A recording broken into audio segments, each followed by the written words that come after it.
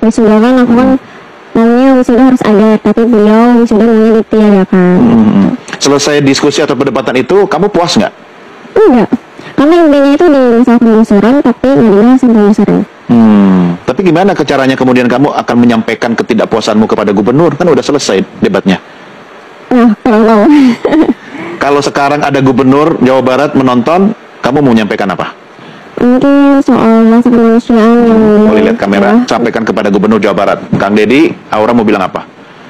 Soal penggusuran dulu. Halo Pak, saya Aura Cinta. Mungkin waktu debat di Subang itu saya belum mendapatkan jawaban yang puas, karena pertanyaan saya intinya itu tentang penggusuran. Inti dari rasa kemanusiaan, penggusuran yang kurang ada rasa kemanusiaannya. Terus tujuannya penggusuran itu apa, maksudnya. Kenapa ya TV nasional makin kesini itu makin doyan undang-undangan viral? Karena ribut, karena sensasi, bukan karena prestasi. Apa prestasi anak muda Indonesia udah nggak cukup menarik buat dijual?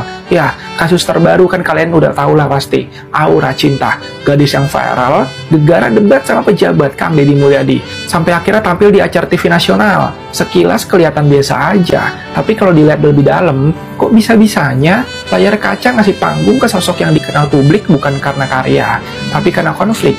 Padahal di luar sana, banyak anak muda yang tiap hari banting tulang, Pak, Bu, buat bawa nama Indonesia ke kancah dunia. Ada yang juara olimpiade, bikin inovasi, riset, bahkan tembus kampus top dunia kan. Tapi mereka nggak pernah dapat sorotan. Kamera TV nggak pernah nyamperin mereka. Stasiun TV hari ini kayaknya lebih cinta drama daripada data. Bener, itu saya sendiri. Terlibatnya sebagai apa? Terlibatnya saya sebagai talent. Oh, talent. Bukan yang kemudian mengelola pinjol ya? Bukan. Saya talent, dibayar, ya udah melaksanakan sesuai prosedur. Tapi kalau untuk seluk-beluknya tentang pinjol lebih dalam itu saya nggak tahu apa-apa. Udah diterima di UI? Belum. Baru ujian. Kapan mau ujian nih? Kemarin tanggal 28 April. 28 April, belum dapat hasil ya? Belum, pengumumannya kalau nggak salah 28 Mei. 28 Mei, oke. 3 minggu lagi. Ambil program studi apa di UI? Filsafat. Filsafat? Iya. Oh, berat amat. Itu jurusan pilihan sendiri atau papa mama yang ngarahin? Pilihan sendiri. Kenapa ambil filsafat? Lebih tertarik sama teori-teori sih. Oh, itu sebabnya kamu berani berdebat dengan Gubernur Jawa Barat ya? Ya, pertanyaannya teman-teman, ini salah siapa sih? Medianya yang malas mikir, atau kita yang terlalu mudah terpancing sama tontonan murahan? Coba deh, sesekali kasih spotlight ke yang berjuang senyap, mereka yang kerja keras tanpa kamera. Karena Indonesia itu butuh lebih banyak inspirasi, bukan sekedar sensasi semata. Hai, anak-anakku di seluruh Jawa Barat. Perpisahan yang murah, meriah tapi megah, itulah kebanggaan saya saat ini. Saya sangat menikmati tayangan-tayangan videonya, menggugah, membuat air mata saya jatuh. Ternyata anak-anak Jawa Barat kreatif dan memiliki prospek masa depan yang hebat. Untuk itu, teruslah berkiprah, teruslah berkarya. Video yang terheboh, video yang termegah, video perpisahan yang termurah akan mendapat hadiah 50 juta untuk juara pertama, 40 juta untuk juara kedua, 30 juta untuk juara ketiga, 20 juta juara keempat, 15 juta juara kelima, 10 juta juara keenam. Pokoknya tayangan-tayangan yang ditayangkan di akun media sosial kalian, aku akan melihatnya. Dan nanti akan diumumkan siapa video yang paling keren. Pokoknya terus berkarya, biar murah, kita tetap gagah. Assalamualaikum warahmatullahi wabarakatuh. Halo Baraya semuanya. Sebelumnya saya minta maaf mencoba menyambung dari postingan yang sebelumnya ya, mengenai ayo kita rame-rame lah, pokoknya harus rame-rame. Minta maaf ke Kang Deddy. Jadi sebetulnya seruan itu sebenarnya lebih ke arah ayo kita minta maaf lah minimal secara online gitu. Nah, supaya kita terlepas kewajiban dulu gitu. Kita pernah meminta maaf walaupun secara online. Khawatirnya karena kan tidak semua kita mampu untuk datang ke sana. Itu yang pertama. Yang kedua, sebetulnya ini dilatar belakangi oleh kasus Purwakarta dulu.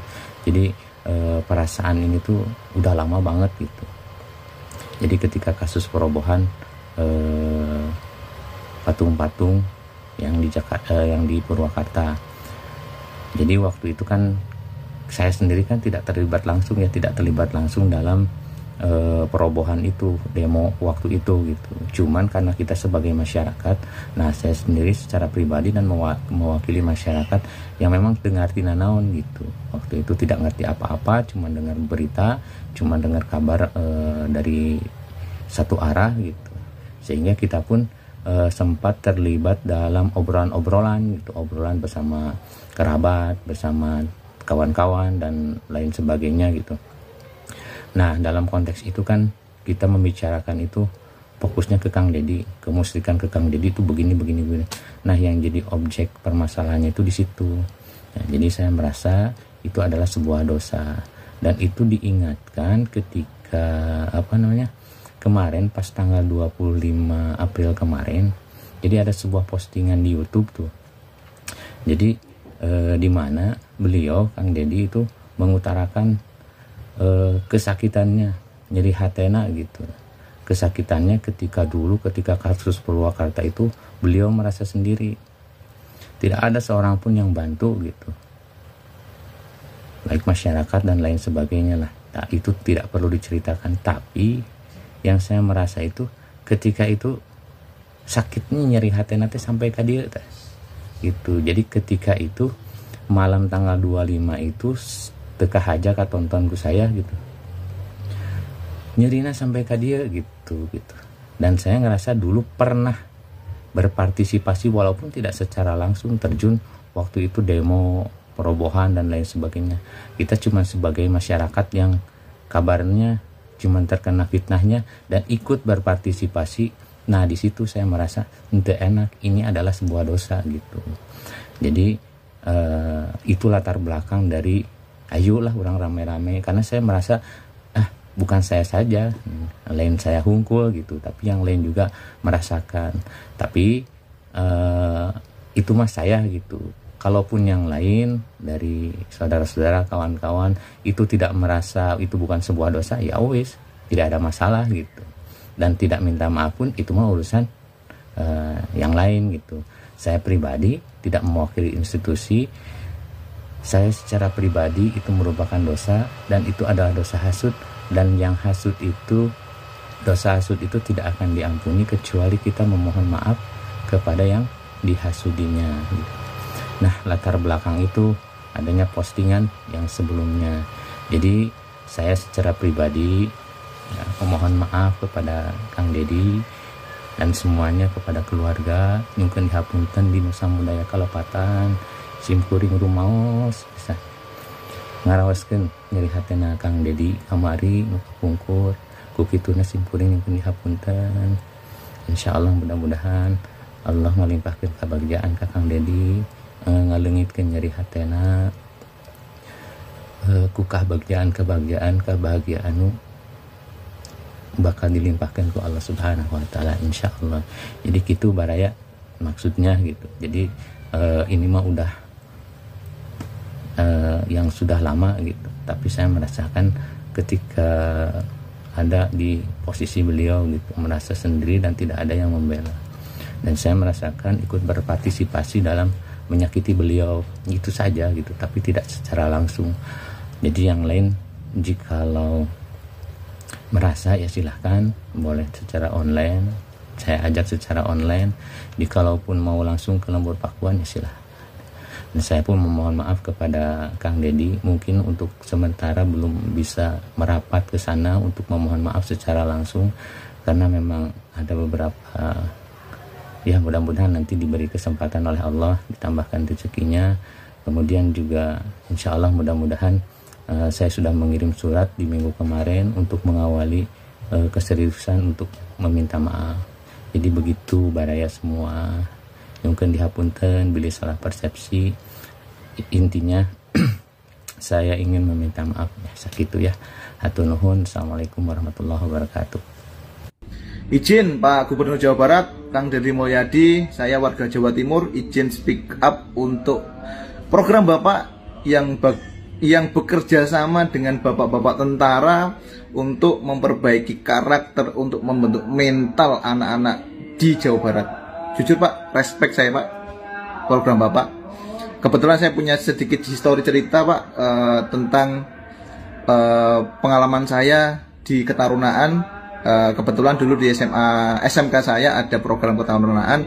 Awalnya saya paling benci Pak dengan ketarunaan itu ya, karena di mindset saya, dan mungkin ini gambaran orang-orang yang belum pernah dan sekarang kontra dengan program Bapak, karena mungkin belum pernah. Saya seperti saya dulu, saya tuh paling benci Pak, karena di gambaran saya pasti identik dengan kekerasan ya, kegiatan-kegiatan yang membosankan, pokoknya yang tidak baik-baik lah ya. Tapi Pak, setelah saya digembleng 3 bulan dengan bapak-bapak tentara, justru itulah yang membawa saya ke titik sekarang, yang membentuk mental saya, yang membentuk karakter saya, hingga saya bisa diberi sekarang. Alhamdulillah saya punya perusahaan sendiri dan bisa memanajemen, bisa menjadi leader. Untuk teman-teman saya di kantor, itu bekal dari saya digembleng selama 3 bulan dengan bapak-bapak TNI. Respect Pak, lanjutkan Pak program-program Bapak. Dan justru Pak, 3 bulan itulah yang saat ini menjadi foto kebanggaan saya sekarang, pernah digembleng ya di program ketarunaan waktu itu. Respect Pak, lanjutkan programnya. Dan untuk komentar yang teman-teman yang saat ini mungkin kontra, tunggu hasilnya saja ya, tunggu hasilnya. Saya yakin 6 bulan setelah mereka keluar dari barak, 6 bulan setelah mereka keluar dari program bersama bapak-bapak TNI, saya yakin hanya tangis haru perpisahan yang akan mereka rasakan. Lanjutkan.